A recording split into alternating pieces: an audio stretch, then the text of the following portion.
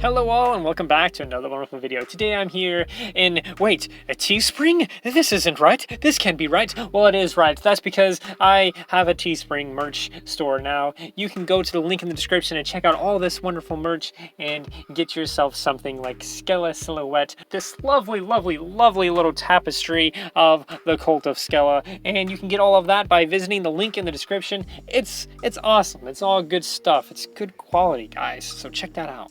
But anyway, today I want to talk about some more things to do in Ponytown. Now these things are pretty cool, pretty fun things that if you it might take a little bit of setup, and some of them might take a lot of setup, but they're fun nonetheless. Now what I want you to do is basically get yourself a group of friends and then show them this video, or tell them about the video, tell them how to play these games, do whatever it is to get them to know about this game, and then play these games with them. That's what I want you to do.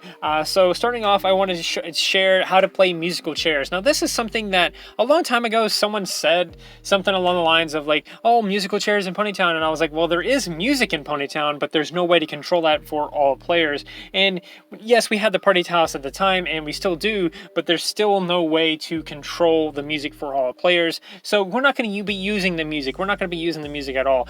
For this, we're going to assign a player to be the music. Now you can do this however you want, maybe lowest number, highest number if you really want it. If a lot of people want to be it, then you'll do something like, oh, the highest number gets to be the music, and then you roll a dice for it, and you get to choose who goes first. You can use /roll, by the way, to roll dice. You're going to do this. You can figure out who's going to play as the music. The person that plays as the music is going to set up the chairs however they want. You can do some kind of fantastic obstacle course-ish type thing here. Maybe you want to set it up to where there's like, it's all intricate and stuff like that, so it's hard to get into the chairs and stuff like that. But basically you're going to set up the chairs however you want. If you have 6 players, that's right, if you have 6 players for this game, not counting the person that's playing as music, then you're going to set up 5 chairs, and then those 5 players are going to circle those chairs multiple times. You're just going to keep circling and circling. While those players are circling, they're going to continue circling while the music player, the player playing as the music, is going to be moving around and all kinds of things. Maybe they don't have to be moving around, that's not necessary exactly, but they can be moving around doing whatever they want except sitting. When the person playing as music sits, which they will do randomly without being told to or anything, they'll randomly sit, they'll randomly decide to sit, and when they do, all players, excluding the person playing as music, have to race to a chair, race to a seat, and sit down in it. The last person to sit in the seat is booted from the game. They lost. Maybe they can try again another time. But anyway, they're going to go over to the sad corner. This is the sad corner, by the way. They can go up to the little sad corner when they lose, and you're going to move them over away from the chairs. They're no longer going to be playing. Basically, maybe they want to just interact with the person playing as music. Maybe they want to do something else. Maybe they don't even want to be there anymore because they lost. Who knows? But after that happens, you're going to remove one of the chairs as well, and then the remaining players, the remaining 5 players, are going to be circling the 4 chairs, and this is going to continue and continue and continue until you only have 1 chair left. Now, when I say chair, obviously I'm talking about the carpets, but you're going to keep going until there's 1 carpet left and 2 players that are going to be circling them. Those 2 players are going to circle. The player playing as music is going to sit, and then those 2 players that are circling the carpets are going to race to that one last carpet, and then whoever sits in that carpet first, between those 2 people, win the game. That person would win the game, and the game will officially end. You can play another round, as many rounds as you want. It doesn't really matter, but that's the game. You can actually set up multiples of these games if you want to. Maybe you want to put 5 chairs on this half of your house, and then another 5 chairs on this half of your house, or maybe you want to do 5 chairs in this corner, 5 chairs in that corner, 5 chairs in that corner, 5 chairs in that corner, and then you can have still even all of those players that still use one single music player, one person to play as music. So there you can kind of stack this, so to speak, to where you can have multiple of these games going on at the same time. So that could be something fun. Maybe like a loser's bracket style of the musical chairs, and then whoever wins the loser bracket section gets to be second place or something. Maybe you do some kind of wild card thing where the person who won the main game and the person who won the loser's bracket get to go head to head in a different game or something. Maybe you can do all kinds of fun things like that, but that's besides the point. That's musical chairs. That's how you play musical chairs.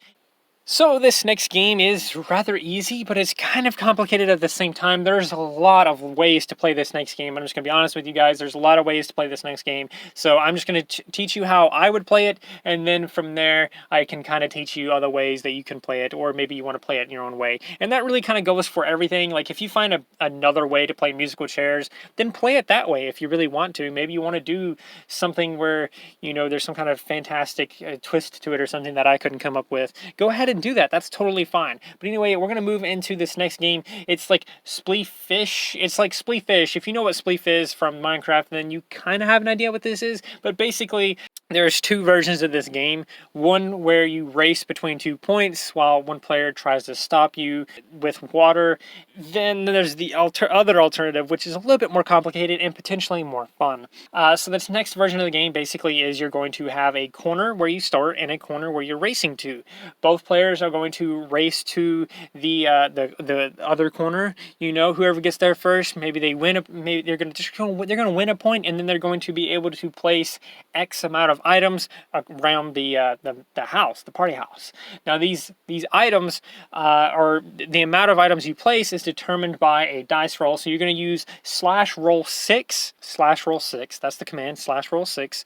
And then if you roll, let's say a 3 or a 5, then you get to place 3 items, or 5 items if you rolled a 5, 3 items if you rolled a 3, or just 1 item if you rolled a 1. Now you can mix and match this however you want. Maybe you want to, if you roll a 5, maybe you want to move 3 objects that are already on the field, and then you want to place 2 objects. That's totally fine. You can do that. If you want to do any of that, that's fine. In addition to being able to place and move objects, you can also place 1 small pool of water. You're going to place like 4 like little pieces of water right next to each other, like in a little square, and that's how you get like a little pool of water that people can actually sit in, or fall in. I mean, and this is another alternative to it, really, if you wanted to. But if the player who beats you there is the one that gets to place the objects. That's how I would play it. But you could also play it to where, if you didn't beat them there, then you get to place the items and stuff like that. You can do it either way. It doesn't really matter, but I think it's important to say that whoever you decide does it, then they have to roll the dice to determine how much of what they move. So what's going to happen here now is after you moved your objects, placed your objects however you wanted, whatever, you're then going to race again to the other corner that you started at. You're going to race back. Whoever gets there first gets a second point. They get another point. That's insane. That's a lot of points. Then they are going to do the same thing again. They're going to repeat the process. Whoever won gets to roll the dice, gets to choose how they place objects, move objects, yada, yada, yada. And then you're going to race back to the other corner all over again. This is going to keep going back and forth. Whoever gets to the corner first is going to be the one that wins. I recommend placing like a bed or a carpet or something in the corner. That way you can kind of easily determine who got there better.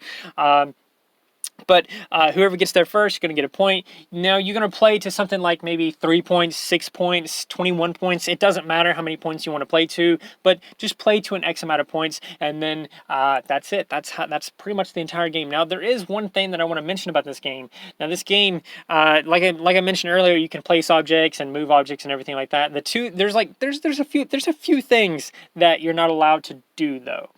Number 1, you're not allowed to place objects in a way that would obscure a player, that makes the player impossible to move. Number 2, you can't place and move objects in a way that makes it impossible to reach the corner, obviously, because then neither player is going to score a point, but that's something that you need to keep in mind.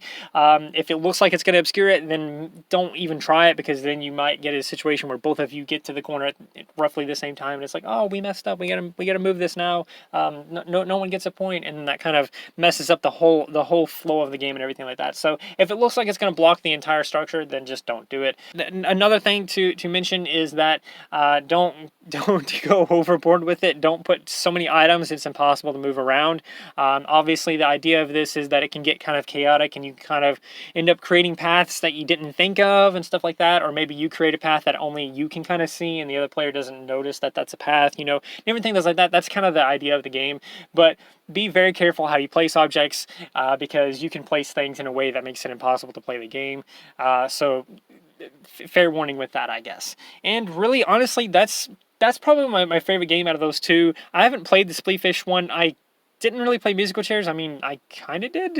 I did it with one other person, so it wasn't fun because it was literally just us two, and it was hard to like do it. I think we were in a Discord call or something like that, and we had like actual music. So that's a way you can do the musical chairs if you wanted to. You can get a group of friends that also were part of some kind of Discord server that you're in, or some kind of group chat from anywhere, and you can play music in the Discord or something, or the group chat, and then stop it, and then you can do it that way if you really want to, but the way to do it without that, with strangers that you just find in Ponytown, maybe you want to like invite people over. That's possible to do it without music. So yeah, musical chairs, there's a lot of ways to do it, and this weird Spleefish like alternative course kind of thing I assume it's gonna be a lot of fun. I can't wait to try that out. If any of you want to try out that Spleefish kind of game, let me know in the comments, and maybe, just maybe, I'll randomly select one of you to actually play that game with, and we can see how fun it is. Now, the thing about the Spleefish one, I don't actually know how many players could potentially be in this. I mean, I feel like you could have 3 players. I feel like you could have 4 players, but I feel like you couldn't have 10 players playing Spleefish or something like that. So that's another thing to keep in mind. Spleefish, you could play it with a lot of people, but I don't know how many people you could actually play it with and it still flow and work properly.